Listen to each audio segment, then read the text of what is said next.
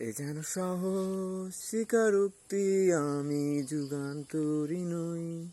এ যেন ভীষণ আক্ষেপ আমার, আমি দিগ্বিজয়ী নই।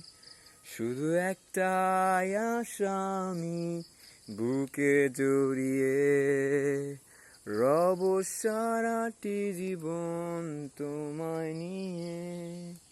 কোনো এক নিঃসঙ্গ রোদেলা রাতে দেখেছি প্রিয়তমা তোমার চোখে মিষ্টি হাসি।